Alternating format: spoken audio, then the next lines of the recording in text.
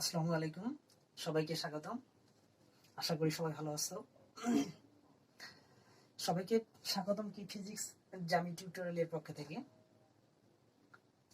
যে আজকে হচ্ছে যে তোমাদের পদার্থবিজ্ঞানের তৃতীয় অধ্যায় বল সম্পর্কে পড়াশোনা করব। কি পদার্থবিজ্ঞানের তৃতীয় অধ্যায় বল সম্পর্কে পড়াশোনা করব। তাহলে এট ফার্স্টে আমাদের জানতে হবে যে বল কি বা বল কাকে বলে, সেই সংজ্ঞাটা আমাদের জানতে হবে। তাহলে আমরা এখন জানবো বল কি।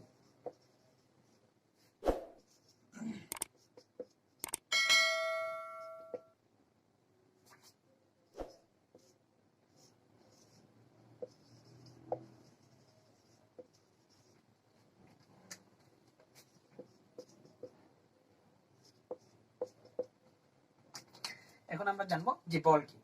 যে বল হচ্ছে যা স্থির বস্তুর উপর ক্রিয়া করে তাকে গতিশীল করে, বা গতিশীল বস্তুর উপর ক্রিয়া করে তার গতির পরিবর্তন করে। যে জিনিসটি ক্রিয়া করার ফলে স্থির বস্তুটা কি হচ্ছে, গতিশীল হচ্ছে। আবার কি, যে জিনিসটি ক্রিয়া করার ফলে কি গতিশীল বস্তুর যে গতির যে পরিবর্তন হচ্ছে, সেই জিনিসটাকে বলা হয়েছে বল।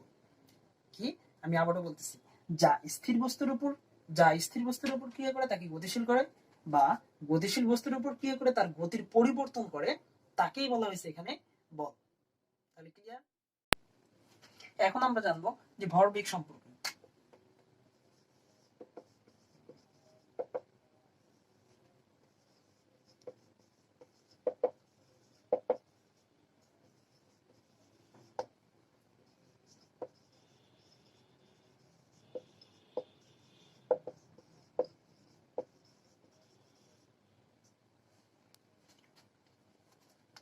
বস্তুর ভর ও বেগের গুণফলকে বলা হয়েছে ভরবেগ। মনে করি এম ভরের একটা বস্তু ভি বেগে গতিশীল, তাহলে এর ভরবেগটি কি হবে? সংজ্ঞা অনুসারে আমরা লিখতে পারি যে পি ইকুয়াল হচ্ছে এম ভি।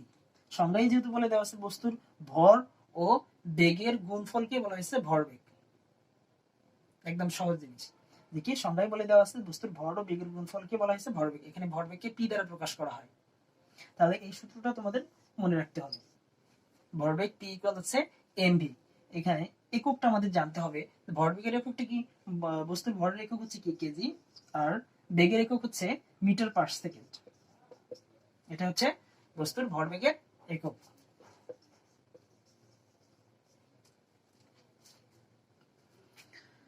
এখন আমরা জানবো যে ভরবেগের সংরক্ষণশীলতা নীতি, এই জিনিসটা আবার কি।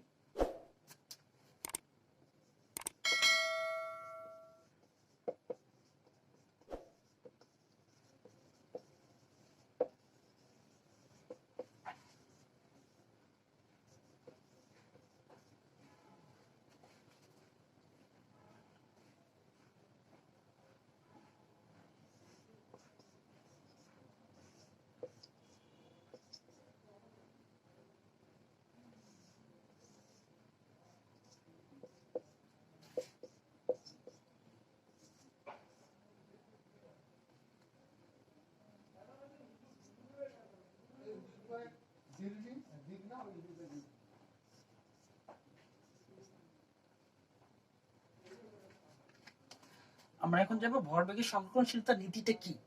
যে ভরবেগের সংরক্ষণশীলতা নীতিটা হচ্ছে যে একাধিক বস্তুর মধ্যে ক্রিয়া ও প্রতিক্রিয়া ছাড়া যদি বাহির থেকে কোনো বল প্রয়োগ না করা হয়, কি, একাধিক বস্তুর মধ্যে ক্রিয়া ও প্রতিক্রিয়া ছাড়া যদি বাহির থেকে অন্য কোনো বল প্রয়োগ না করা হয়, তাহলে তাদের মোট ভরবেগের কোনো পরিবর্তন হয় না। তাহলে কি বললাম, যে একাধিক বস্তুর মধ্যে ক্রিয়া ও প্রতিক্রিয়া ছাড়া বাহ্যিক কোনো বল যদি কি এদের উপর অ্যাপ্লাই না হয়, তাহলে তাদের মোট ভরবেগের পরিবর্তন হবে না। অর্থাৎ যে বস্তুটা সংঘর্ষের পূর্বে মোট ভরবেগ এবং সংঘর্ষের পরে মোট ভরবেগটা কি হবে, ইকুয়াল হবে। এটাই হচ্ছে ভরবেগের সংরক্ষণশীলতা নীতি। তাহলে আমি ভরবেগের সংরক্ষণশীলতা নীতিটা আবারও বলতেছি, যে কি একাধিক বস্তুর মধ্যে ক্রিয়া ও প্রতিক্রিয়া ছাড়া বাহ্যিক কোনো যদি বল প্রয়োগ না করা হয়, তাহলে তাদের মোট ভরবেগের কোনো কি হবে না, পরিবর্তন হবে না। অর্থাৎ সংঘর্ষের পূর্বে মোট ভরবেগ এবং সংঘর্ষের পরে মোট ভরবেগের মানটা কি হবে, ইকুয়াল হবে। এটাই হচ্ছে কি ভরবেগের সংরক্ষণশীলতা নীতি। এটাই এখন আমরা কি প্রুভ করব। প্রতিপাদন।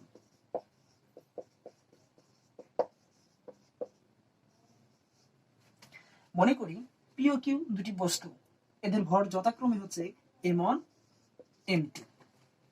এদের বস্তুটা হচ্ছে একই সরল রেখা বরাবর গতিশীল। মনে করি পি বস্তুটার বেগ হচ্ছে u1 আর কিউ বস্তুটার বেগ হচ্ছে কি u2। এরা একই সরল রেখা বরাবর কি গতিশীল। এখন পি বস্তুটার বেগ যদি কিউ বস্তুর বেগ অপেক্ষা বেশি হয়, অর্থাৎ হচ্ছে u1 greater than u2। P বস্তুটার বেগ যদি কি হয় ইউ বস্তুর বেগ অপেক্ষা বেশি হয়, তাহলে কোনো এক সময় কি পিছনের বস্তুটা কি করবে, সামনের বস্তুকে ধাক্কা দিবে, অর্থাৎ সংঘর্ষে লিপ্ত হবে। তাহলে সংঘর্ষ মুহূর্ত অবস্থাটা,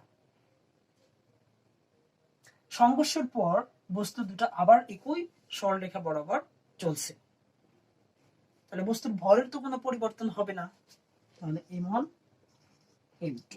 এখন সংঘর্ষের পর তাদের কি বেগের পরিবর্তন হয়, অর্থাৎ পি বস্তুটার বেগ ধরে নিলাম v1 আর কিউ বস্তুটার বেগটা হচ্ছে v2।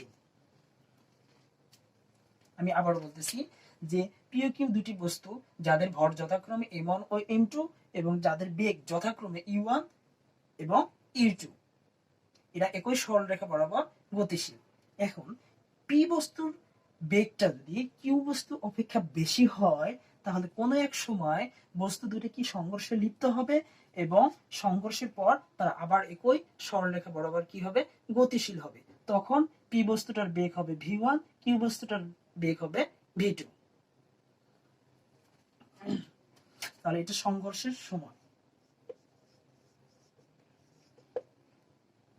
পূর্বে সংঘর্ষের সময় আর এটা সংঘর্ষের পরে। যেহেতু আমরা ভরবেগের সংরক্ষণশীলতা নীতিতেই পড়ে আসছি যে সংঘর্ষের পূর্বে মোট ভরবেগ এবং সংঘর্ষের পরে মোট ভরবেগ কি হবে ইকুয়াল হবে যদি বাহ্যিক কোনো বল প্রয়োগ না করা হয়। তাহলে সংঘর্ষের পূর্বে আমাদের মোট ভরবেগটা কি হবে,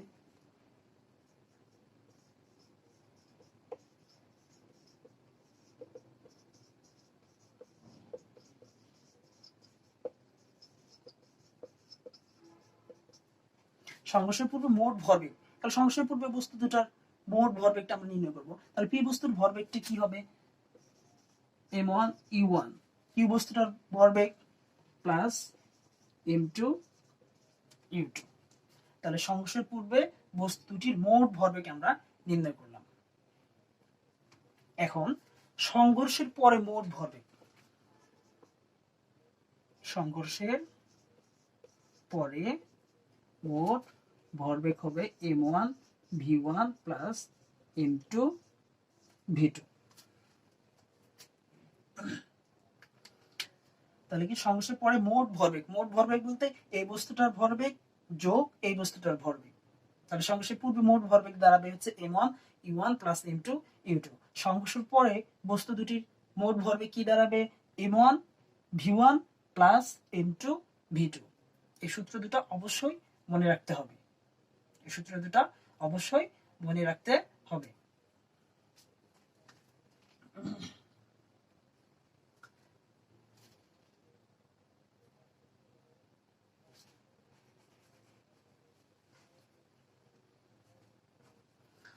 যেহেতু ভরবেগের সংরক্ষণশীলতা নীতিতেই আমরা জেনে আসছি সংঘর্ষের পূর্বে মোট ভরবেগ এবং পরে মোট ভরবেগ কি হবে ইকুয়াল হবে, অর্থাৎ কোনো পরিবর্তন হবে না। তাহলে আমরা কি সংঘর্ষের পূর্বে মোট ভরবেগ m1 u1 plus m2 u2 equal হচ্ছে m1 v1 plus m2 v2 লিখতে পারি।